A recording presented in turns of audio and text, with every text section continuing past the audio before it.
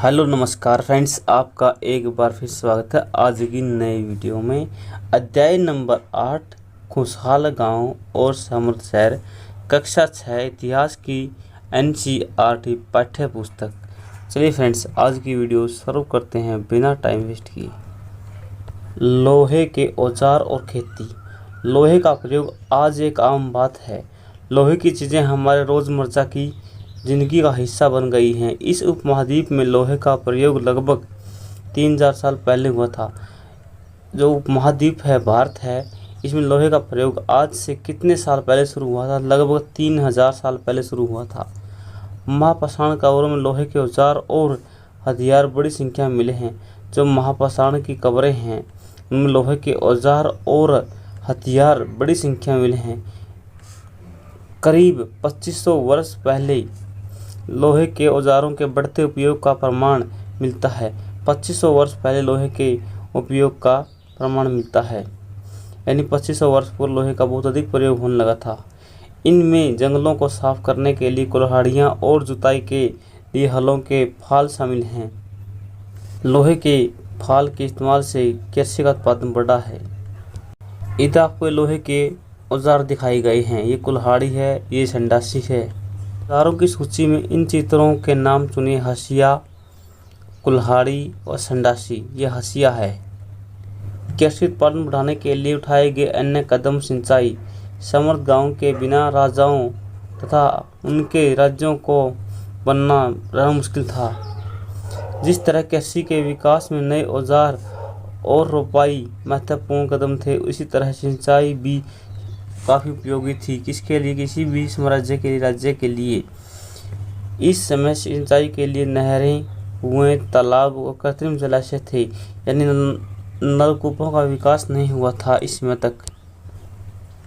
इस चार्ट में तुम्हें सिंचाई के आय परिवर्तन दिखाए गए हैं। खाली स्थानों से सही भरो। लोगों द्वारा परिश्रम किया गया। किसानों को लाभ मिला क्योंकि अब उत्पादन में अनिश्चितता घटी थी। कर अदा करने के लिए किसानों को उत्पादन बढ़ाना था। राजाओं ने सिंचाई की योजना बनाई, धन खर्च किया। सिंचाई में वृद्धि के फायदे। राजा को सेना, महल और किले बनवाने के लिए धन चाहिए। वे किसानों से कर लेते थे। ये सिंचाई से ही संभव हो सका कि उत्पादन बढ़ा है। राजस्व को बढ़ाया गया, कृषि उत्पादन बढ़ा। गांव में कौन रहते थे? इस उपमहाद्वीप के दक्षिण तथा उत्तरी हिस्सों के अधिकांश गांव में कम से कम 3 तरह के लोग रहते थे। तमिल क्षेत्र में भूस्वामी को वेल्ला कहा जाता था। उपमहाद्वीप के दक्षिण और उत्तरी हिस्सों में अधिकांश गांव में कम से कम 3 तरह के लोग रहते थे।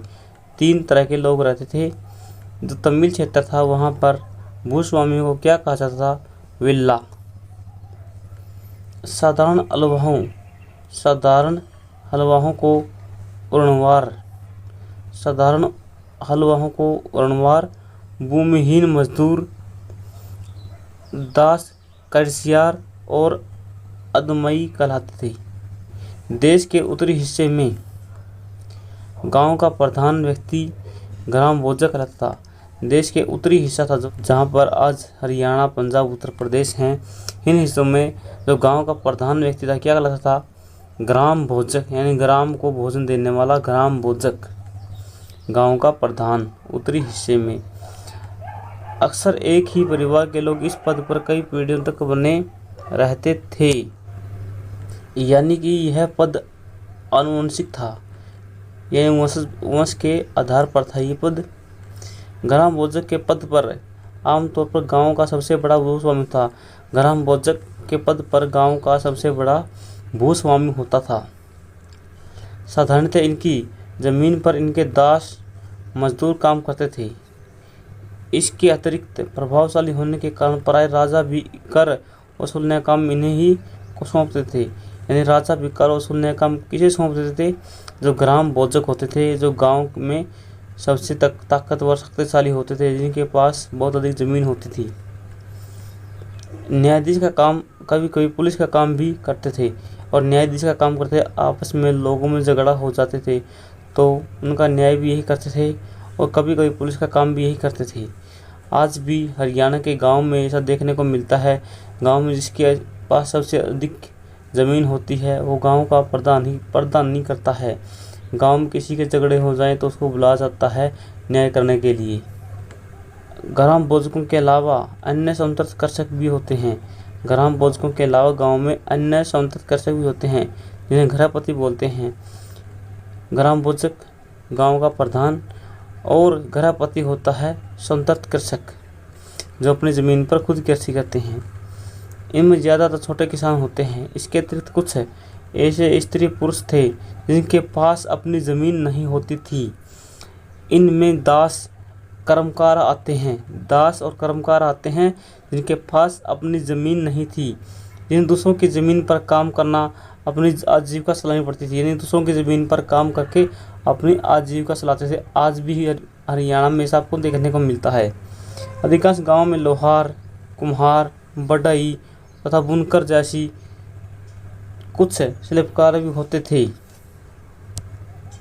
गांव में और अन्य लोगों से लोहार, कुम्हार, बढ़ई, बुनकर, शिल्पकार भी होते थे। प्राचीनतम तमिल रचनाएं।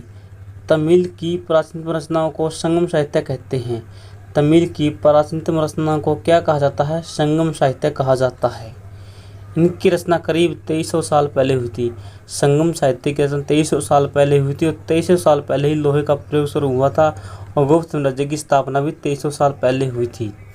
इन्हें संगम इसीलिए कहा जाता है क्योंकि मदुरै के कवियों के सम्मेलन में इनका संकलन किया गया था। इन्हें संगम क्यों कहते हैं? तमिल रचनाएं हैं। इनका मदुरै नामक स्थान है एक तमिलनाडु में, वहाँ पर कवि सम्मेलन हुआ था और उसमें इनका संकलन किया गया, रचना की गई थी। गांव में रहने वालों के जिन तमिल नामों को उल्लेख किया यहाँ, वे संगम साहित्य में पाए जाते हैं। नगर क्या कहती हैं? कहानियाँ, यात्रा विवरण, मूर्तिकलाएँ और पुरातत्व। तुमने जातकों के बारे में सुना होगा। ये वो कहानियाँ हैं जो आम लोगों में प्रचलित थी। जातकों की कहानियाँ आम लोगों में प्रचलित थी। बौद्ध भिक्षुओं ने इनका संकलन किया था। जो जातकों की कहानियाँ थी, इनका संकलन किसने किया था? बौद्ध भिक्षुओं ने किया था। यहाँ एक जातक कथा दी गई है। जिसमें बताया गया है कि एक निर्धन किस तरह धीरे धीरे धनी बन जाता है। निर्धन की चतुराई। एक शहर में एक गरीब युवक रहता था। उसके पास एक मरे चूहे के अलावा कुछ नहीं था। उसने उस चूहे को एक सिक्के में एक भोजनालय को बिल्ली के लिए बेच दिया। फिर एक दिन बड़ी जोर की आंधी आई। राजा का बगीचा टूटा और टहनियाँ पत्तों से भर गया। उनका मालिक को इसे साफ करने की बात परेशान हो उठा। युवक ने मालिक से कहा कि अगर लकड़ियाँ और पत्ते उसे मिल जाएं तो वह बगीचे की सफाई कर देता है। मालिक तुरंत मान गया। युवक ने युवक के पास खेल रहे बच्चों को यह कहकर इकट्ठा कर लिया कि प्रत्येक टहनी पर और पत्ते के लिए बदले में उन्हें एक एक मिठाई मिलेगी। देखते देखते उन्होंने बगीचे से एक एक तिनका चुनकर गेट के पास इकट्ठा कर दिया। तभी उधर से राजा का कुम्हार बर्तनों को पकाने के लिए ईंधन की तलाश में गुजर रहा था। उसने पूरे ढेर को खरीद लिया। इस तरह युवक के पास कुछ और पैसे हो गए। अब उस युवक ने एक योजना बनाई। एक बड़े बर्तन में पानी भरकर वह नगर के द्वार पर गया और वहां उसने घास काटने वाले 500 लोगों को पानी पिलाया। खुश होकर उन लोगों ने कहा, तुमने हमारे लिए इतना अच्छा काम किया है, बताओ अब हम तुम्हारे लिए क्या कर सकते हैं। उसने कहा, मैं आपको यह बताऊं, जब मुझे आपकी सहायता की ज़रूरत होगी। उसके बाद उसने एक व्यापारी से दोस्ती की। एक दिन उस व्यापारी ने बताया कि कल एक घोड़ों का व्यापार 500 घोड़ों के साथ शहर में आ रहे हैं। यह सुनकर उस व्यक्ति ने उन घास काटने वालों के पास जाकर कहा, कृपया तुम सब एक एक घास का गट्ठर मुझे दो। अपनी घास तब तक मत बेचो जब तक मेरी न बिक जाए।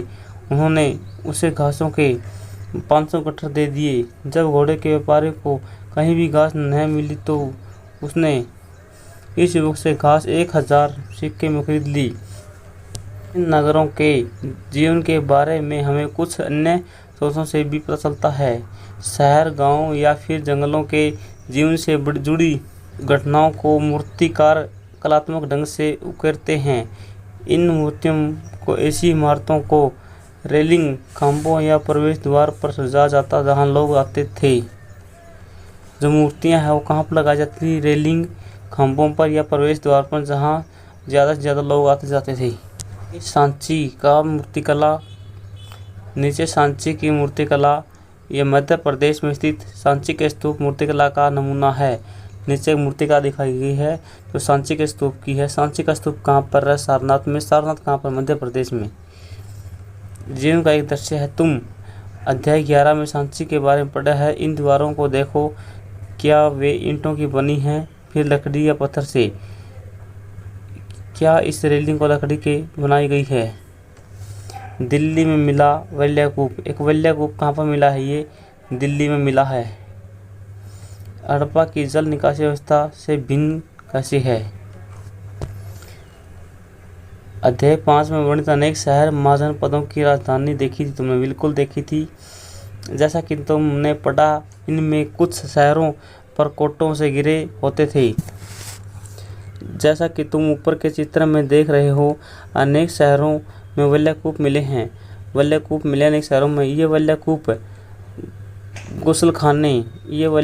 गुस्लखाने, नाली, कूड़ेदान के लिए प्रयुक्त होते थे। जो वल्लैकूप किसके लिए प्रयोग होते थे? गुस्लखाने के लिए, नालियों के लिए, कूड़ेदान के लिए। प्राय ये वल्लैकूप लोगों के घरों में होते थे। महलों, बाजारों, आम घरों के अवशेष बहुत कम मिले। समृद्ध लकड़ी, मिट्टी, कच्ची ईंटों, छप्पर से बने होते थे। महल और बाजारों में जो आम घर के अवशेष मिले किससे बने थे? लकड़ियों से, मिट्टी से, कच्ची ईंटों से, छप्पर से बने होने के कारण ये ज़्यादा समय तक टिक न पाए हों। भविष्य में पुरातत्वविद इनकी खोज कर सकते हैं।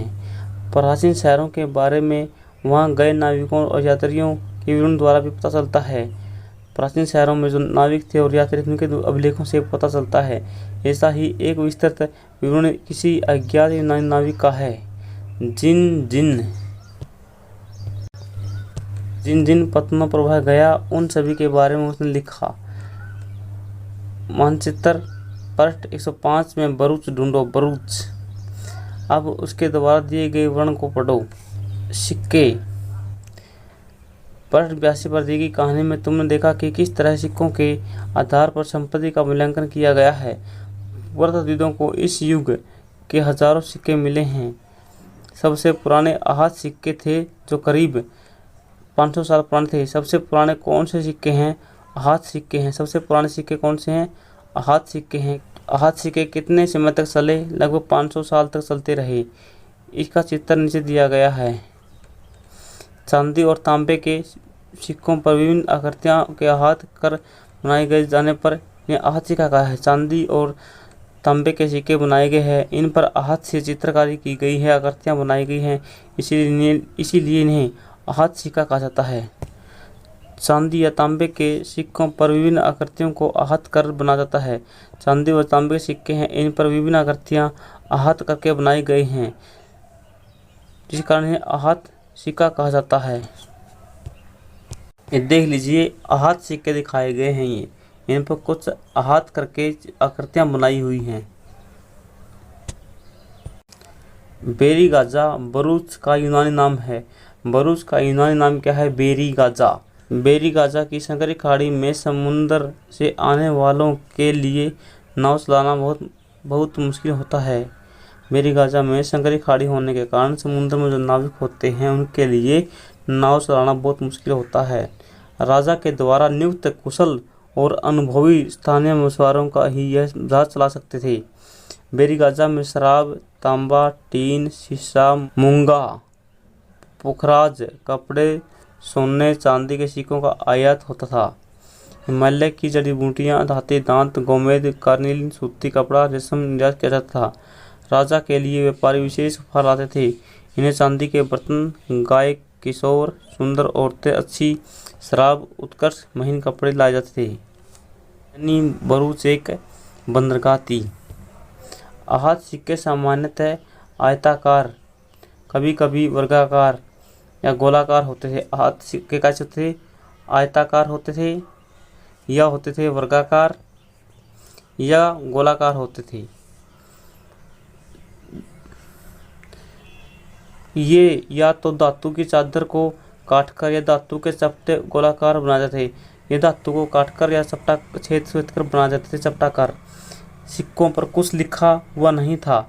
इन सिक्कों पर कुछ भी नहीं लिखा हुआ था, बल्कि इन पर कुछ चिन्ह ठपे जाते थे, इसीलिए ये आहत सिक्के थे। आहत सिक्के क्यों थे? क्योंकि इन पर कुछ भी लिखा नहीं होता, केवल ठप्पे लगाए गए थे, चिन्ह लगाए गए थे इन पर कुछ। ये सिक्के उपमहाद्वीप के लगभग अधिकांश हिस्से में पाए जाते थे। ईसा की आरंभिक सदियों तक प्रचलन में रहे। ईसा की आरंभिक सदी तक प्रचलन में रहे थे आहत सिक्के। नगर अनेक गतिविधियों के केंद्र। अक्सर नगर कई कारणों से महत्वपूर्ण होते थे। उदाहरण के लिए मथुरा को देखो। यह 2500 साल पहले ज़्यादा समय एक महत्वपूर्ण नगर था। 2500 साल पहले मथुरा एक महत्वपूर्ण नगर था, क्योंकि यह यातायात व्यापार के दो मुख्य रास्तों पर स्थित था। इनमें एक रास्ता उत्तर पश्चिम के पूर्व की ओर, दूसरा उत्तर दक्षिण की ओर जाने वाला था। शहर के चारों ओर किलेबंदी की थी। इसमें अनेक मंदिर थे। मथुरा में अनेक मंदिर थे। आसपास के किसान पशुपालक शहर में रहने वाले लोगों के लिए भोजन जुटाते थे। इस किसान थे जो गांव में रहते थे, पशुपालक थे, और शहर वालों के लिए खाद्यान्न और दूध, घी इत्यादि का प्रबंध करते थे। मथुरा बेहतरीन मूर्तियाँ बनाने का केंद्र था। लगभग 2000 साल पहले मथुरा कुषाणों की दूसरी राजधानी बनी। 2000 साल पहले मथुरा कुषाणों की राजधानी बनी दूसरी। कुषाणों की दूसरी राजधानी कौन सी थी? मथुरा थी। कब बनी? 2000 साल पहले बनी थी। इसके बारे में तुम अगले अध्याय में पढ़ोगे। मथुरा एक धार्मिक केंद्र भी रहा है। मथुरा एक धार्मिक केंद्र भी रहा है और कुषाणों की राजधानी भी रही है 2000 साल पहले। यहाँ बौद्ध विहार और जैन मंदिर हैं। बौद्ध विहार और जैन मंदिर कहाँ पर है? मथुरा में है बौद्ध और विहार, जैन मंदिर। यह कृष्ण भक्ति का एक महत्वपूर्ण केंद्र है। मथुरा कृष्ण भक्ति का महत्वपूर्ण केंद्र है, जैन मंदिरों का भी और बौद्ध विहारों का भी। मथुरा में प्रस्तर खंडों तथा मूर्तियों पर अनेक अभिलेख मिले हैं। आमतौर पर ये संक्षिप्त अभिलेख हैं। मथुरा में जो पत्थर हैं, पत्थर के खंडों पर, मूर्तियों पर अनेक अभिलेख मिले हैं, जो स्त्रियों पुरुषों द्वारा मठों मंदिरों को दिए जाने वाले दान का उल्लेख करते हैं। यानी स्त्रियां और पुरुष जब मंदिर को दान देते हैं तो उनको उल्लेख किया गया है। जिस प्रकार से आज भी पत्थर लगाए जाते हैं जो दान करते हैं, उनके दानी वीरों के।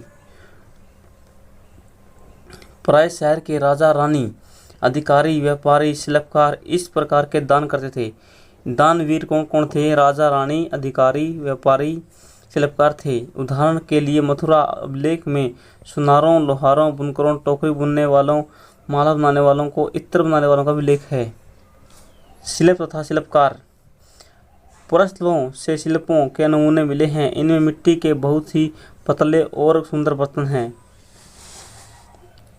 जिन्हें उत्तरी काले चमकीले पात्र कहा जाता है। उत्तरी काले चमकीले पात्र कहा जाता है सुंदर बर्तनों को, क्योंकि ये ज़्यादातर उपमहाद्वीप के उत्तरी भाग में मिले हैं।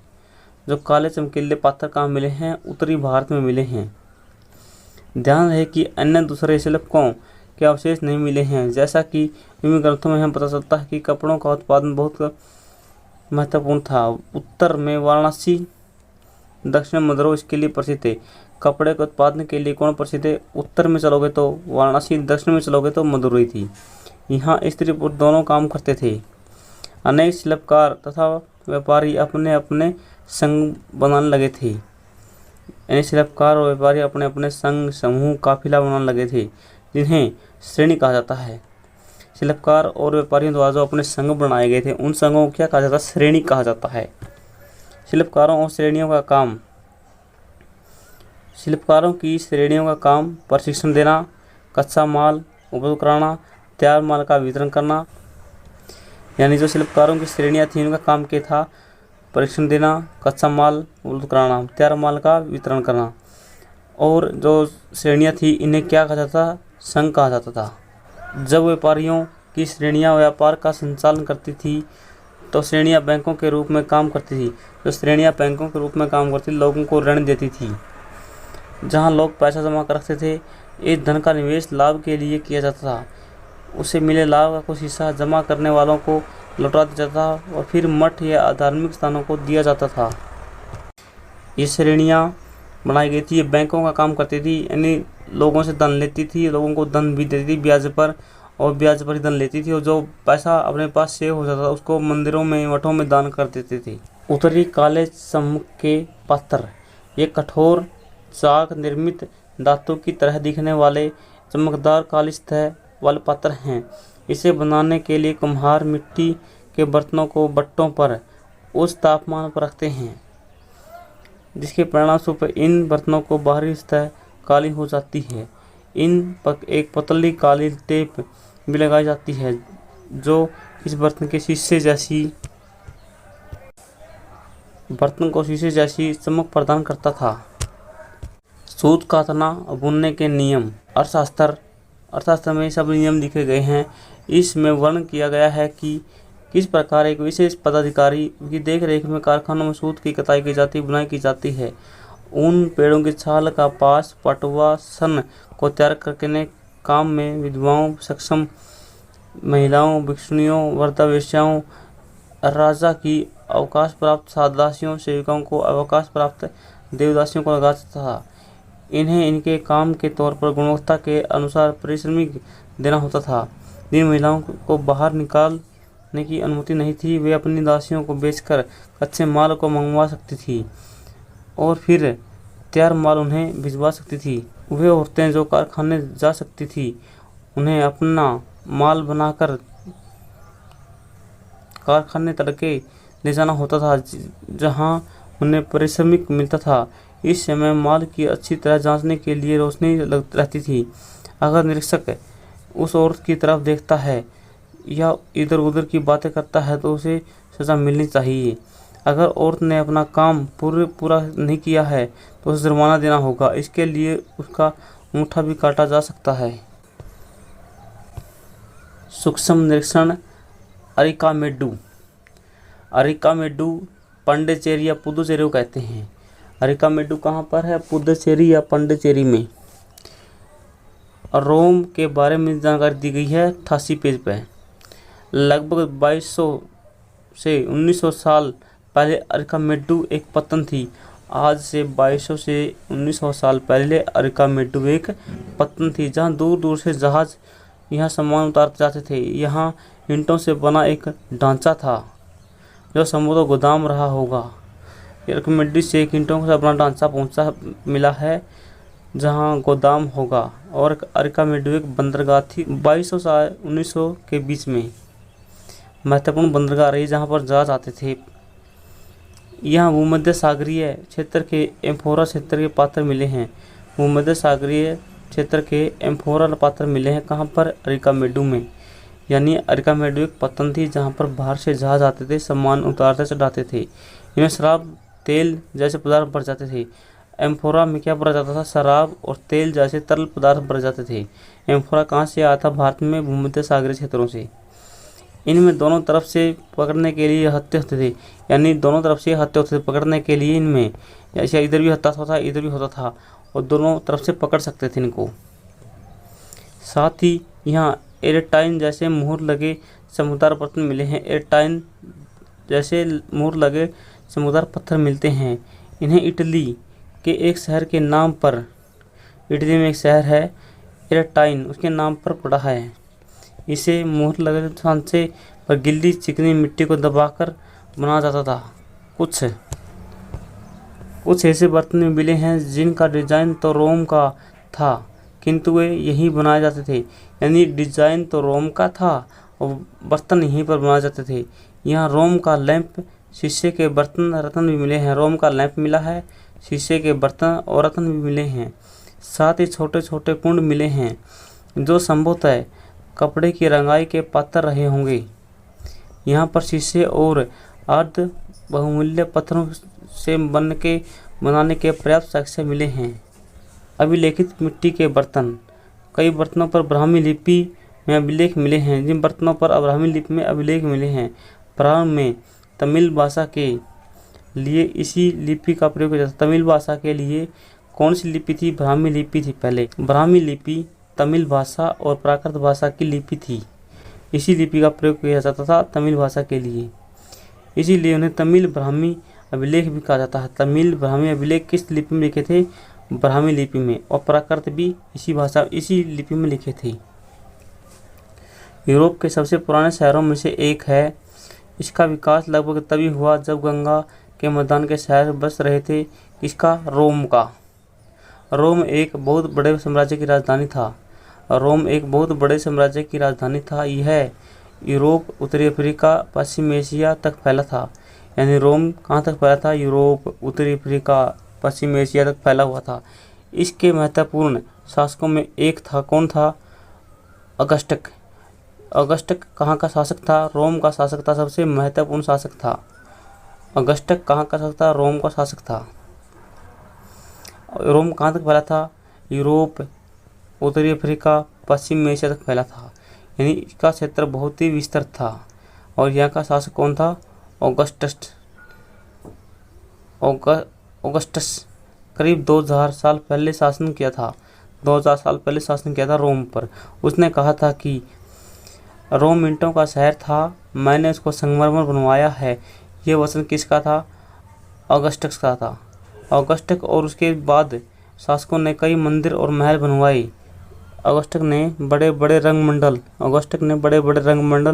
यानी एम्फीथिएटर बनवाए रंगमंडल।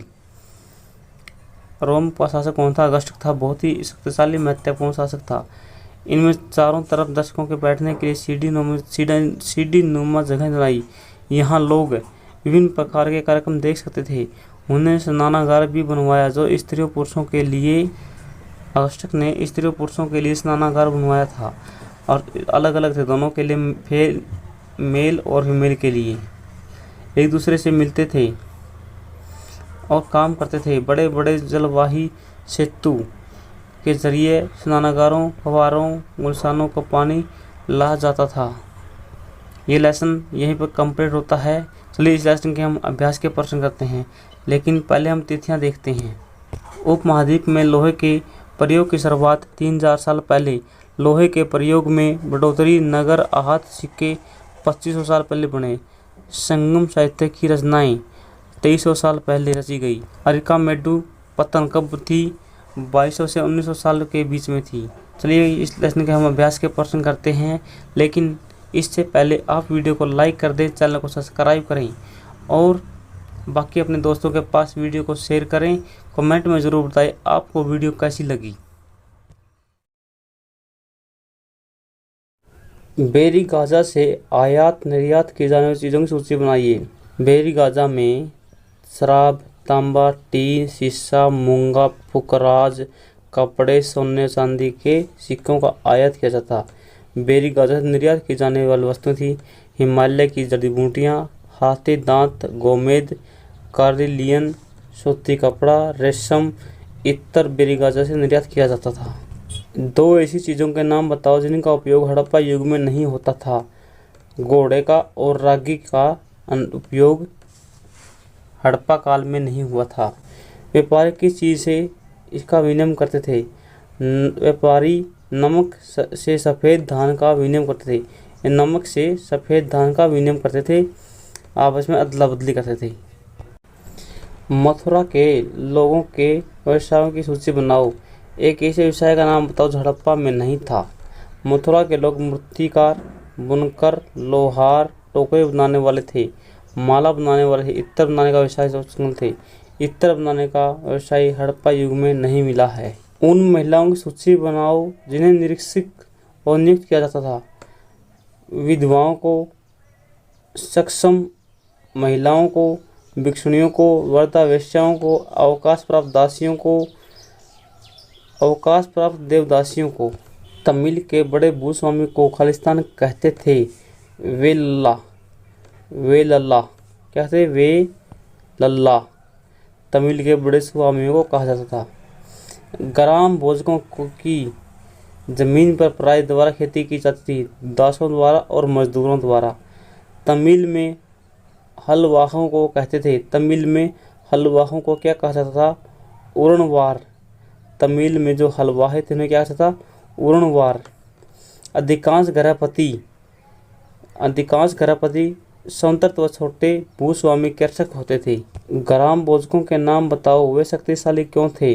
ग्राम भोजक के पद पर आमतौर पर गांव का सबसे बड़ा भूस्वामी होता था। साधारणतः इनकी जमीन पर इनके दास और मजदूर काम करते थे।